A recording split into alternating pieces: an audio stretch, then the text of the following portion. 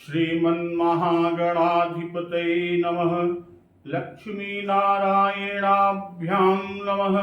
उमामहेश्वराभ्यां नमः।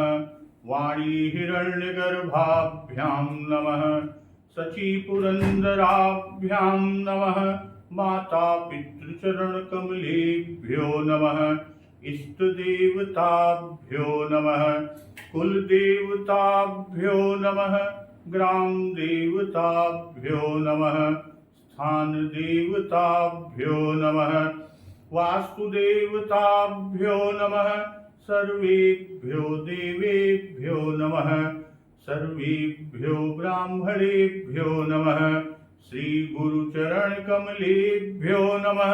ओम सिद्धि बुद्धि सहिताय श्रीमन्महागणाधिपतये नमः।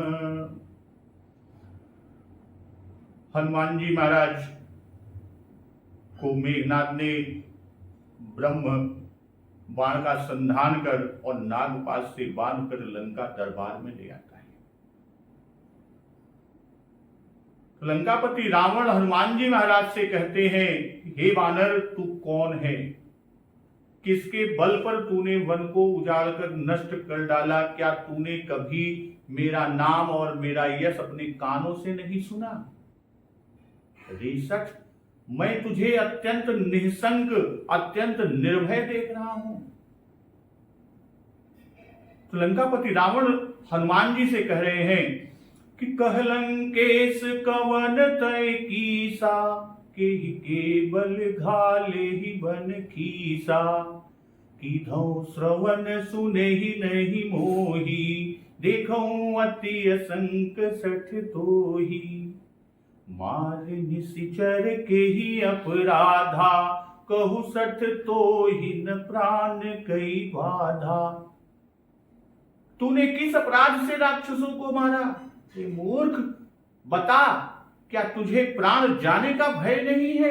तो रावण के पूछने पर हनुमान जी महाराज ने कहा कि सुनु रावण ब्रह्मांड निकाया, पाई जा सुबल बीर चति माया, जाके बल बिरंचि हरीसा, पालत सृजत हरत दस सीसा, जाबल शीस धरत सहसानन, अंड कोश समेत गिरि कानन, और धरई जो विविध देह सुर त्राता, तुमसे सठन सिखावनु दाता, हर को दंड कठिन जेहि भंजा, तेहि समेत नृप दल मद गंजा।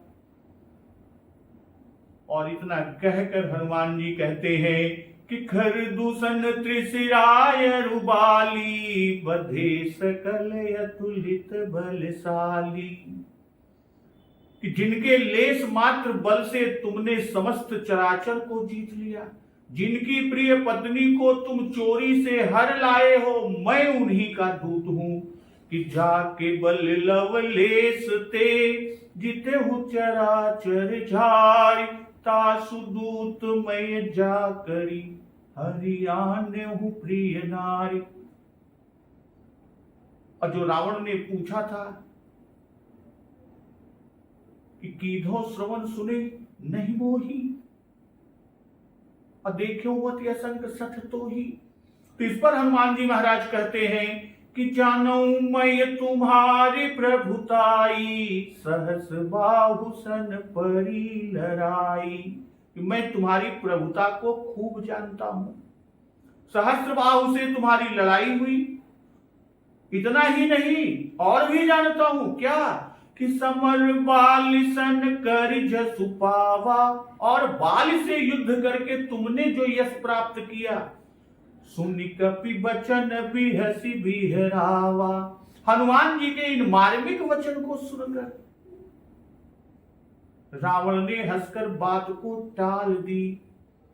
तो हनुमान जी महाराज कहते हैं कि खायऊं फल प्रभु लागी भूखा, कपि सुभाऊ ते तोरेऊं रूखा। जो रावण ने पूछा था कि मारे निश्चर कही अपराधा, कहु सठ तो ही न प्राण कई बाधा। तो उस पर हनुमान जी महाराज कहते हैं कि खायऊ फल प्रभु लागी भूखा, कपि सुभाऊ ते तोरे रूखा। कि हे राक्षसों के स्वामी, मुझे भूख लगी थी इसलिए मैंने फल खाए, और वानर स्वभाव के कारण, वानर का स्वभाव है कि उसकी वजह से कुछ वृक्ष तोड़े। तो सबके देह परम प्रिय स्वामी, मारहि मोहि कुमार गामी। हे निशाचरों के मालिक, सब देह सबको अपना परम प्रिय होता है, यानी देह सबको परम प्रिय है। अब कुमार्ग पर चलने वाले ये दुष्ट राक्षस जब मुझे मारने लगे, तब जिन्ह मोहि मारा ते मैं मारे, अते ही पर बाध्यु तनय तुम्हारे। तब जिन्होंने मुझे मारा उनको मैंने भी मारा, और उस पर भी तुम्हारे पुत्र ने मुझे बांध लिया, किंतु मोहि न कछु बांधे कई लाजा, कीन चहूं निज प्रभु कर काजा। मुझे अपने बांधे जाने की कुछ भी लज्जा नहीं है, मैं तो अपने प्रभु का कार्य किया चाहता हूं, करना चाहता हूं। इसलिए अब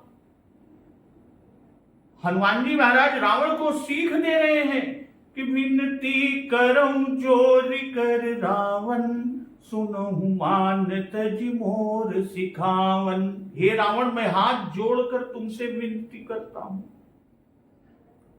तुम अभिमान को त्याग कर, अभिमान छोड़कर मेरी सीख सुन लो। कि देखो तुम निज कुल ही विचारी, भ्रम तजि भजहु भगत भयहारी। कि तुम अपने पवित्र कुल का विचार करके तो देखो, और भ्रम को छोड़कर भक्त भयहारी भगवान को भजो। तो जाके डरयति काल डेराई, जो सुर यसुर चराचर खाई, तासो भय रुक बहु नहीं कीजे, मोरे कहे जान की दीजे। जो देवता, राक्षस और समस्त चराचर को खा जाता है, वह काल भी जिनके डर से अत्यंत डरता है, तो उनसे कदापि बैर न करो, और मेरे कहने से जानकी जी को दे दो। क्यों? क्योंकि प्रणत पाल रघुनायक, करुणा सिंधु खराय, गए शरण प्रभु राखी है, तव अपराध विसारी। कि खर के शत्रु श्री रघुनाथ जी शरणागतों के रक्षक और दया के समुद्र हैं। शरण जाने पर प्रभु तुम्हारा अपराध भुलाकर तुम्हें अपनी शरण में रख लेंगे। और इसके आगे जो शिक्षा सीख रावण को हनुमान जी महाराज दे रहे हैं, आज का प्रसंग वहीं से। कि राम चरण पंकज उर धरहु, लंकाय चल राज तुम करहु। कि तुम श्री राम जी के चरण कमलों को हृदय में धारण करो और लंका का अचल राज करो। ऋषि पुलस्ति जसु विमल मयंका, तेहि शशि महु जनि होहु कलंका। पुलस्त्य ऋषि का यश निर्मल चंद्रमा है, उस चंद्र में कलंक रूप मत हो, मत बनो।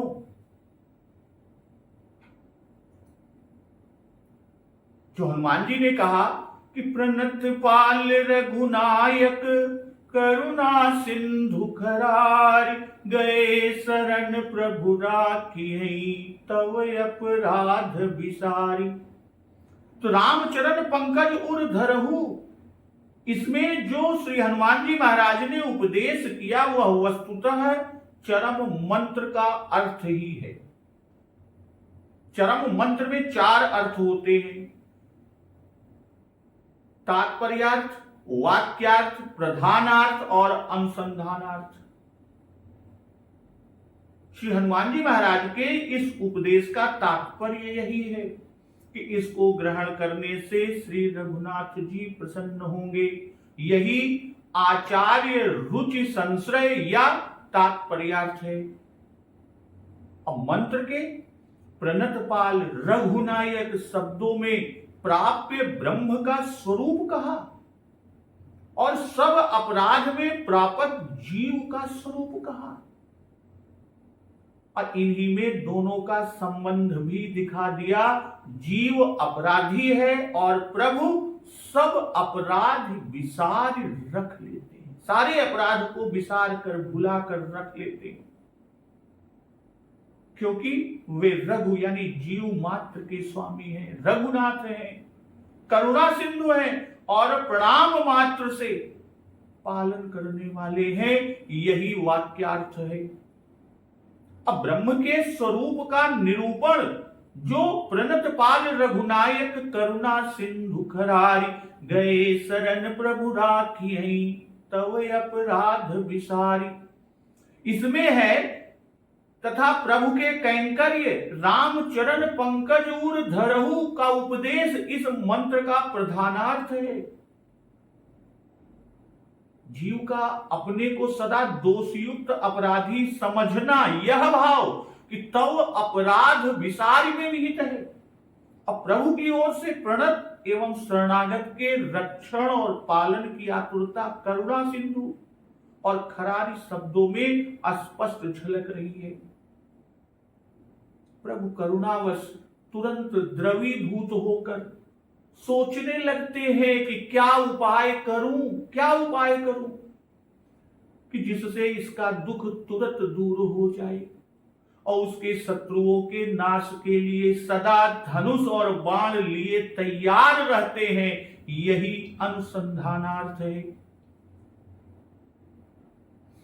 कि रामचरण पंकज उर धरहु, राम चरण कमल को हृदय में धारण करने को पहले कहकर श्री राम चरणारविंद को लंका में राज्य करने का आधार जन्माया। चरण को उर में धरने का भाव कि चरणों का धर्म चलना है।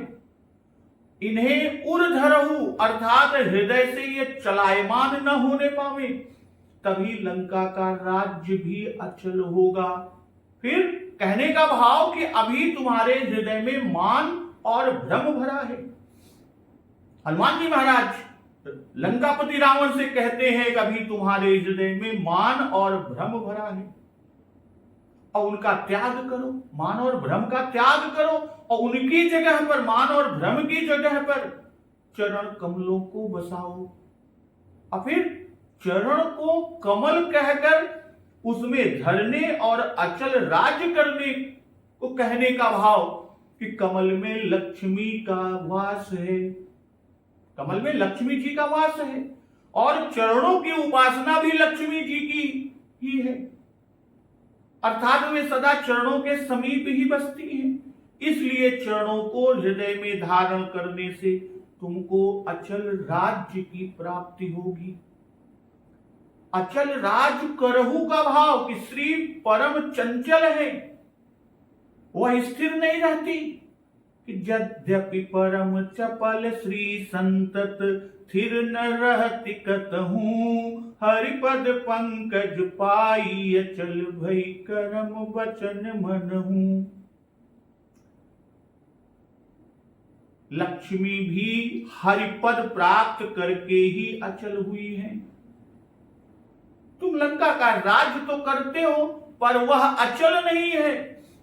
इसको अचल करना चाहते हो तो राम चरण पंकज को अचल रूप से हृदय में बसाओ। श्री राम जी के चरण कमलों में श्री लक्ष्मी जी चरण चिन्ह से अचल बसी हुई हैं। इसलिए हृदय में श्री राम चरणारविंदों को बसा लेने से तुम्हारे यहां श्री जी अचल होकर रहेंगी। इससे यह जन्माए कि तुमने जिनसे यह ऐश्वर्य पाया वे ब्रह्मा और शिव भी तो अचल नहीं है, तब उनका दिया हुआ ऐश्वर्य कब अचल हो सकता है? और तुम्हारे इष्ट देवों ने भी तो इन्हीं चरणों की सेवा से सिद्धि प्राप्त की कि जाके चरण बिरंच से सिद्ध पाई शंकर हूं, सकल सुर असुर ईश सब खाए उरग छऊ। चरण कमलों को हृदय में धारण करने से अचल हो जाओगे, काल का भय न रह जाएगा। कबहू काल न व्यापी तो ही, सुमिर सुभज सुनिरंतर मोही। कहने का भाव कि जिस उर में, जिस हृदय में परद्रव्य, परद्रोह और परिनारी धरे हो, उसमें से इन सबों को निकाल कर बाहर करो और राम चरण कमल को विराजमान रखो, जिससे हृदय शीतल हो। तो राम चरण पंकज उर धरहु से परलोक का सुधरना, और लंकाय चल राज तुम करहु से इहलोक का बनना कहा। और कहा कि ऋष पुलस्ति जसु विमल मयंका, जैसे कि मुनि पुलस के जस मयंक महकत कलंक हटि होई। पहले कहा कि देखो तुम निज कुल ही विचारी, तो उसी के अर्थ को यहां स्पष्ट कर रहे हैं कि तू पुलस से कुलोद्भव है। इसी से पौलस्य नाम भी है, और पुलत्स्य कुल में सभी भजना नंदी होते आए हैं। यही विमल यश चंद्र है, तो इसमें कलंक न बन, इस विमल यश चंद्र में कलंक न बन। इस कुल में भगवान का वैरी उत्पन्न होना, परतीयगामी होना, उस निर्मल यश चंद्र में धब्बा लगाना है। हनुमान जी महाराज रावण को समझा रहे हैं कि इन आचरणों से वह कुल कलंकित हो जाएगा, अब कोई पुलत्स्य जी का नाम भी न लेगा। सभी इसे कलंकी चंद्र के समान त्याग करेंगे। विमल मयंका का भाव कि वह मयंक परम स्वच्छ रहने पर भी गुरु पत्नी गमन रूपी कलंक से कलंकित है, किंतु पुलत्स्य यशोमयंक विमल और निष्कलंक रहा है, तो उसमें कलंक न बनो। और कहते हैं कि राम नाम बिनु गिरा न सोहा, देखु विचारि त्यागी मदमोहा। श्री राम नाम बिना वाणी शोभित नहीं होती। मद और मोह को त्याग कर विचार देखो, तो त्याग कर विचार करो, देखो। ठीक उसी तरह है कि बसनहीन नहीं सोह सुरारी, सब भूषण भूषित बर नारी। हे सुरारी, हे देवताओं के शत्रु, सुरों के अरि, सब अर्थात 12 भूषण से भूषित सुंदर श्रेष्ठ स्त्री भी बिना वस्त्र के, यानी बिना वस्त्र के शोभित नहीं होती, नग्न अवस्था में शोभित नहीं होती, चाहे वो 12 भूषणों से भूषित हो। तो राम विमुख संपत्ति प्रभुताई, जाई रही पाई बिनु पाई। तो राम विमुख की रही पाई और बिनु पाई सभी संपत्ति और प्रभुता व्यर्थ है। हनुमान जी महाराज कह रहे हैं कि राम नाम बिनु गिरा न सोहा, देखु विचारि त्यागी मदमोहा। रावण राम नाम कभी नहीं लेता, कभी नहीं लिया। क्यों? क्योंकि वह राम जी को शत्रुभाव से भजता था। ऐसी से वह श्री राम जी के लिए नृप, रिपु, नर, तापस, भूप, मनुज आदि ही शब्दों का प्रयोग करता है। जैसे कि हो कपट मृग तुम छलकारी, जेहि विधि हरियाणउ नृप नारी। नृप कहा कि रिपुत करस कहत सठ दो। रिप का उल्लेख किया, राम नाम नहीं लिया। रिप कर पच्च मूढ़ तो ही भावा, अब मम पुर बस तब सिन पर प्रीति। इसी तरह कि निज मुख तापस दूत कहायो, अते ही रावण कह लघु कह सिन्नर कर करसि बखान।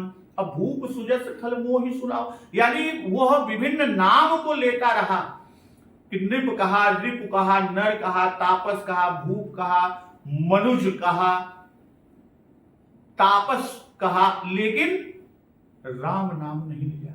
इसी पर कहते हैं कि बिना नाम के शोभा नहीं, अर्थात कुल को अशोभित न करो। फिर भाव की तुम्हारी वाणी जो वेद भाष्य है, सो भी बिना राम नाम के नहीं शोभित होती है। जैसा कि बालकांड में बाबा गोस्वामी तुलसीदास जी ने उल्लेख किया कि भनित विचित्र सुख विकृत जो राम नाम बिनु सोहन सो। अब विधु बदनी सब भांति सवारी सोहन बसन बिना बर नारी।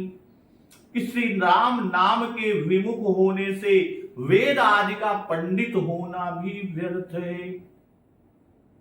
राम नाम रहित वाणी की चाहे वह शास्त्र स्मृति संहिता आदि कोई भी काव्य क्यों न हो, उसकी गणना वाणी में नहीं है।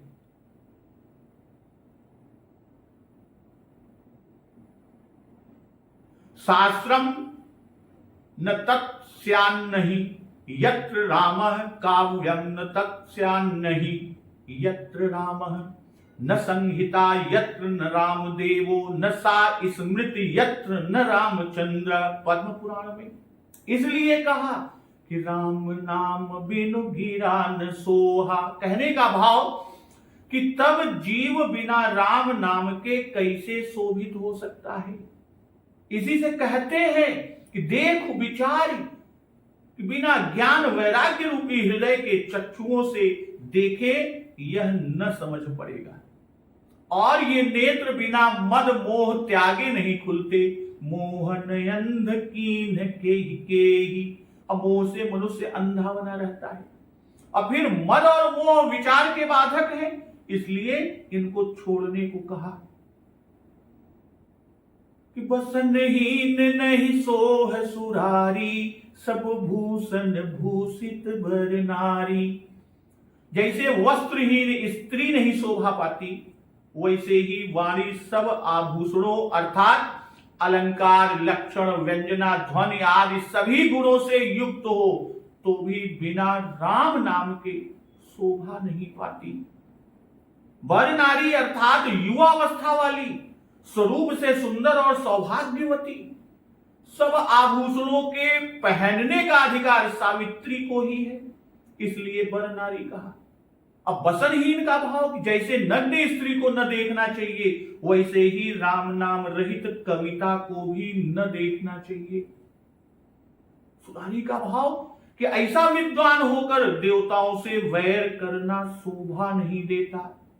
सब भूषण भूषित का भाव यहां कि बुद्धि रूपी स्त्री 16 प्रकार पूजोपचार में निपुण हो।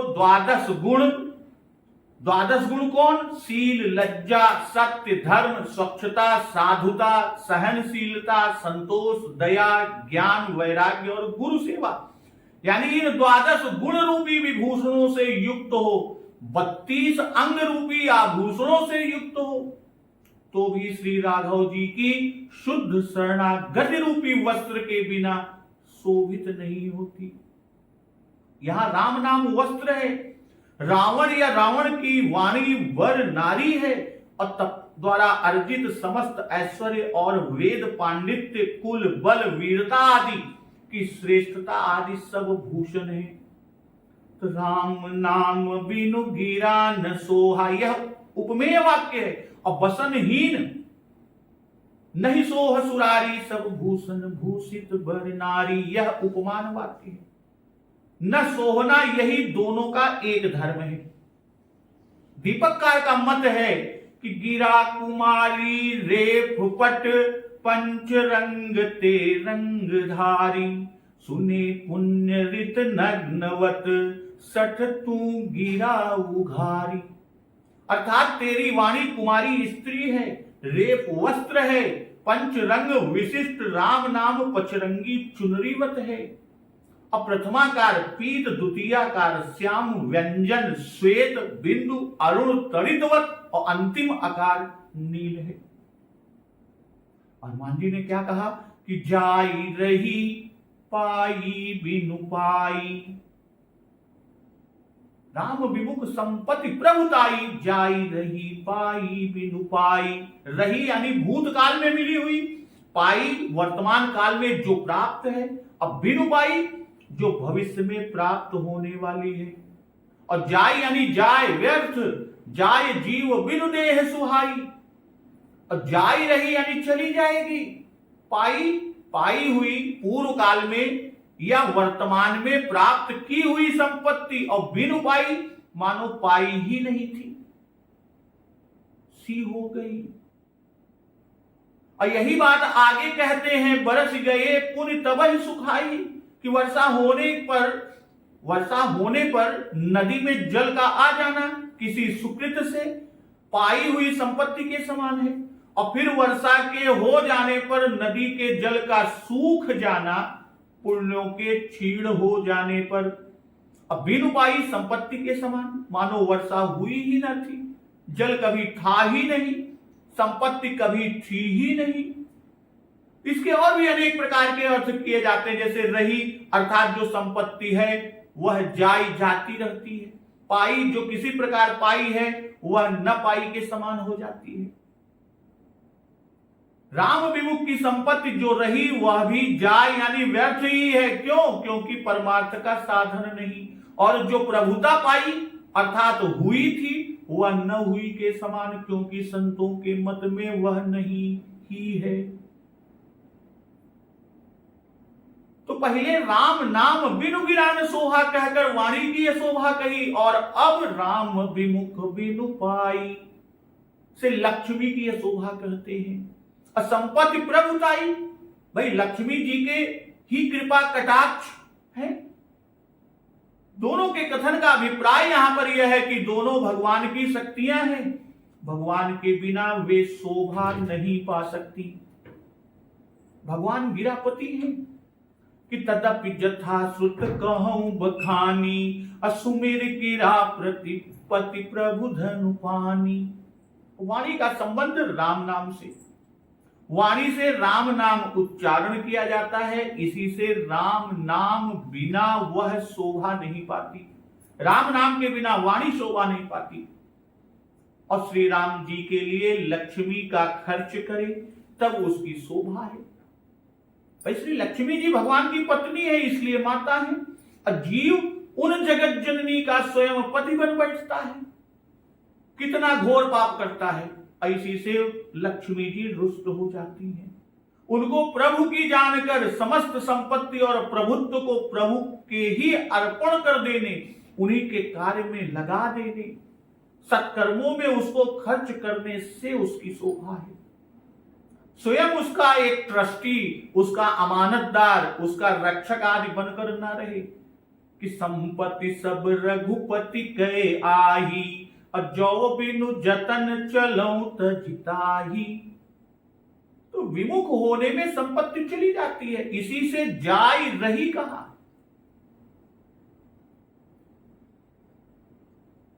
कि जाई रही पाई बिनु पाई। राम नाम बिना वाणी लक्ष्मी की तरह चली नहीं जाती, किंतु बनी रहती है, पर उसकी शोभा नहीं रहती। इसलिए कहते हैं इसके लिए न सोहा। रामचरण पंकज उर धरहूं, यह हृदय का भजन है, और राम नाम बिनु गिरा न सोहा, यह वचन का भजन है, और संपत्ति से सत्कर्म करके राम जी को अर्पण करे, यह कर्म का भजन है। तो इन तीन बातों को हनुमान जी महाराज कह कर ये जन्माए कि मन वचन कर्म से भजन करो। वह मन कर्म वचन से हरि विमुख है, रावण इन तीनों से हरि विमुख है, इसी से ऐसा कहा। और सजल मूल जिन्ह सरितन नाही, बरस गए पुण्य तब ही सुखाही। जिन नदियों में सरित मूल अर्थात पहाड़ या सर अर्थात अथाह जल भरा है और सदा बहता रहता है,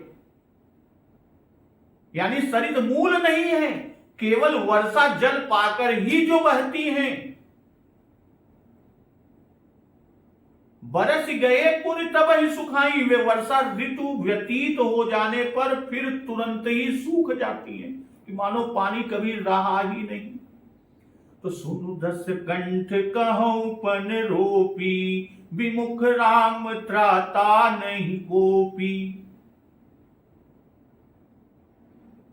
हे दसग्रीव, हे दसकंठ, सुनो मैं प्रतिज्ञा करके कहता हूं कि श्री राम जी से विमुख होने पर कोई भी रक्षक नहीं हो सकता, अर्थात तुम्हारे राज्य, कुल और सुंदरवाणी अर्थात विद्या, संपत्ति, शरीर सभी नष्ट हो जाएंगे।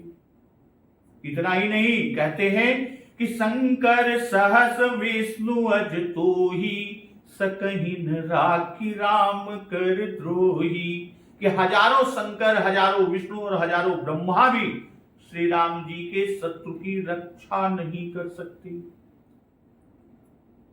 यहां जो कहा कि सजल मूल जिन सरितन नाही, बरसी गए पुनित वही सुखाही।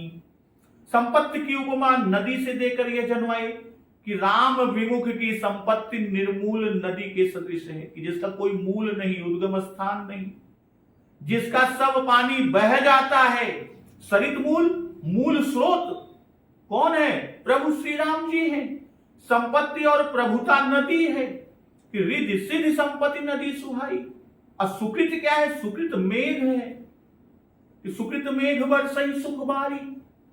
कहने का भाव कि किसी सुकृत से संपत्ति प्रभुताई हुई भी तो शीघ्र ही नष्ट भी हो जाती है, जैसे निर्मूल नदी। पुण्य क्षीण हुए कि सब ऐश्वर्य आदि गई। फिर राम भजन, श्री राम जी की शुद्ध शरणागति, श्री राम सम्मुखता ही अचल संपत्ति और प्रभुता रूपणी नदियों का अचल सरित मूल है।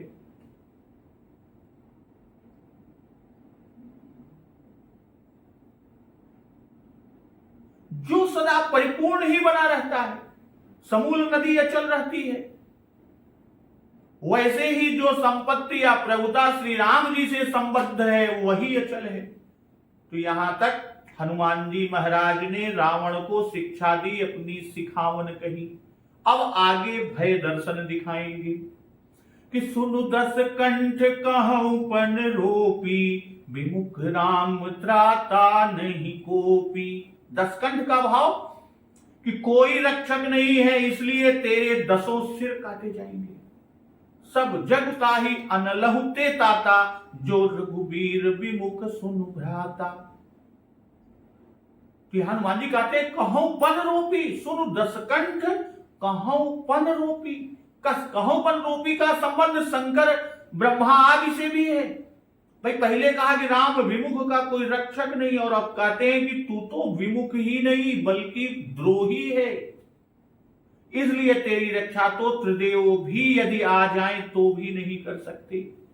ब्रह्मधाम, जिस तरह जयंत का हाल हुआ जब वह माता सीता जी के पैर के अंगूठे में चोंच मारकर भागा और प्रभु श्री राम जी के बल का था पाना चाहता था, तब प्रभु श्री राम सरकंडे के एक घास के उसके एक टुकड़े को संधान किया कि ब्रह्मधाम शिवपुर सब लोका, फिर आश्रमित व्याकुल भय शोका। काहू बैठन कहा न ओही, राखी को सकई राम कर द्रोही। किसी ने अपने आप बैठने तक को न कहा। प्रभु श्री राम जी के द्रोही को कौन रक्षा कर सकता है? तो हजारों त्रिदेव भी रक्षा नहीं कर सकती। क्यों? क्योंकि श्री राम जी के ही बल से उन सबों में बल है कि जाके बल बिरंची हरीसा, पालत सृजत हरत दस सीसा। और फिर ब्रह्मा विष्णु महेश सब राम जी के अधीन है कि देखे शिव विधि विष्णु अनेका, अमित प्रभाव एक ते एका। बंदत चरण करत प्रभु सेवा, विविध वेश देखे सब देवा। तो रावण की संपत्ति सब किसकी दी हुई है? भूल भावन भगवान शिव शंकर जी की दी हुई है, कैलाशपति की दी हुई है कि जो संपत्ति शिव रावण नहीं, दीन दिए 10 माठ।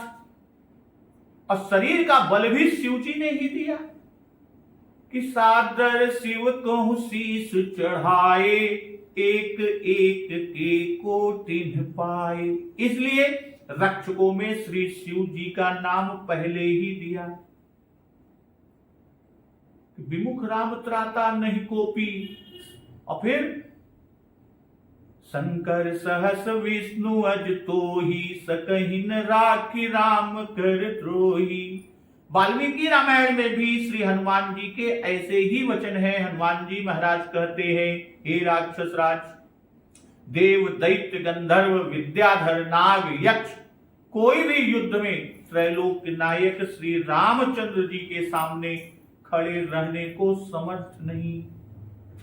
स्वयंभू चतुरानन श्री ब्रह्मा जी, त्रिपुरासुर के संहार करता त्रिलोचन रुद्र अथवा देवताओं के राजा महेंद्र इंद्र ही क्यों न हो, युद्ध में श्री राघव के सामने कोई भी राम वध की रक्षा करने को समर्थ नहीं है।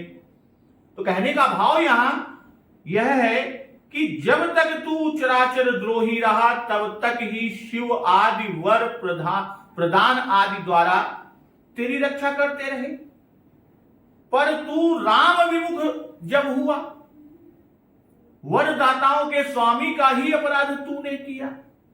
जिन्होंने वर दिया और जिनके वर के प्रदान करने से तेरी रक्षा होती रही और यह समस्त यश ऐश्वर्य प्राप्त किया, जब तू वरदाताओं के स्वामी का ही अपराध कर दिया तब वे रक्षा कैसे कर सकते हैं? उनसे बिगाड़ कर तू सुखी नहीं रह सकता।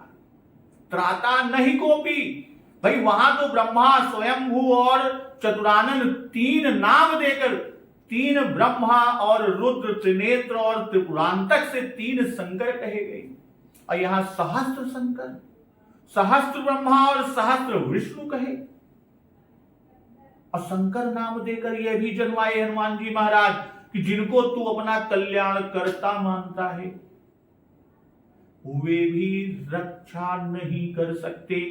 ठीक वही हाल होगा जो जयंत का हाल हुआ कि ब्रह्म धाम शिवपुर सब लोका, फिर आश्रमित व्याकुल भय शोका। काहू बैठन कहा न ओही, राखी कुश कई राम कर द्रोही। इसलिए मोह मूल बहुसूल प्रद, त्यागहु तम अभिमान, भजहु राम रघुनायक कृपा सिंधु भगवान। मोह का मूल कारण, मोह मूल बहुसूल प्रद, और मोह जिसका मूल है बहुत सूलों को देने वाला। त्यागहु तम अभिमान, तमोगुणी अभिमान को छोड़ दो।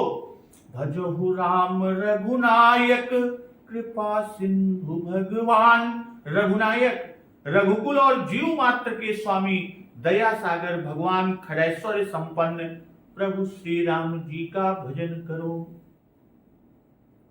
अब मोह मूल का दूसरा अर्थ इससे किया गया कि मोह को सकल व्याधिन कर मूला कहा, यह कहा है, और अहंकार तथा मान को व्याधियों में गिनाया कि अहंकार यति दुखद डमरुआ, दंभ कपट मद मान नहरुआ। उत्तरकांड में उल्लेख है। तो रावण में मोह और अभिमान दोनों है। मोहवश श्री राम जी को मनुष्य समझता है और अभिमानवश की समस्त देवदानों मेरे वश में है, मुझसे कौन जीत सकता है। इसी से सीता हरण किया। नृप अभिमान मोह बस किंबा हरियान्यु सीता जगदम्बा, अंगद जी का वाक्य। और वही हनुमान जी ने भी कहा हरियान्यु प्रिय नारी। तो काम क्रोध और लोभ आदि शूल हैं जिनसे सन्निपात हो जाता है, जिसका परिणाम मरण है। और रावण में यह सब कहे गए कि सन्निपात जल पसी दुर्वादा, भय सिकाल बस खल मनुजादा, अंगद जी का वाक्य। और वही विभीषण वाक्य है कि काम क्रोध मद लोभ सब नाथ नरक खेपन, सब परिहरि रघुबीर ही भजहु भजहि जेहि संत। इसलिए परिहर से ये सूचित किया, दर्शाया कि ये सब दोष रावण में है। मोह को मूल कहकर तामसी अभिमान को वृक्ष और बहुसूल को उसके फल को जन्माया। अभिमान समस्त शोकों का देने वाला है कि संसित मूल सूल प्रद नाना, सकल शोकदायक अभिमाना। तम अभिमान का भाव कि अभिमान सतो गुणी भी होता है, जो ग्राह्य है, जैसे कि अस अभिमान जाई जनि भोरे, मैं सेवक रघुपति पति मोरे। अब तमोगुणी अभिमान त्याज्य है कि भजहु राम रघुनायक कृपा सिंधु भगवान। अर्थात राम अर्थात इनमें योगी रमते हैं। रमन्ते योगिनो नन्ते सत्यानंदे चिदात्मनि, इति राम पदे नासौ परम ब्रह्माभिधीयते। इसलिए तुम भी इनका भजन करो। इस कथन से तो निर्गुण उपासना पाई गई। इसलिए कहते हैं कि रघुनायक जो रघुकुल में दशरथ नंदन रूप से अवतरित हुए हैं, अवतरे हैं, उन सगुण राम का भजन करो। और वे कैसे हैं कि कृपा के समुद्र हैं, भगवान हैं, अर्थात कृपालु और सब लायक दोनों हैं। श्री राम जी ऐसे नहीं है जैसे और सब हैं, ये तो कृपालु है और सब कुछ देने की योग्यता भी इनमें है। भैया जब कहा कि राम को भजो तब संदेह हुआ कि कौन से राम, तो इस पर कहा कि रघुनायक जो कृपा करके सब ऐश्वर्य देते हैं, अथवा राम है, सबके हृदय की जानते हैं, रघुनायक हैं, इसलिए बड़े दाता हैं, कृपा सिंधु हैं, कृपा करते हैं, अर्थात सब कुछ दे सकते हैं, भगवान है, अर्थात अनंत ऐश्वर्य संपन्न है। तो रावण को ईश्वरत्व में भ्रम है। इसी से प्रसंग भर में हनुमान जी महाराज ईश्वरत्व का वर्णन करते रहे।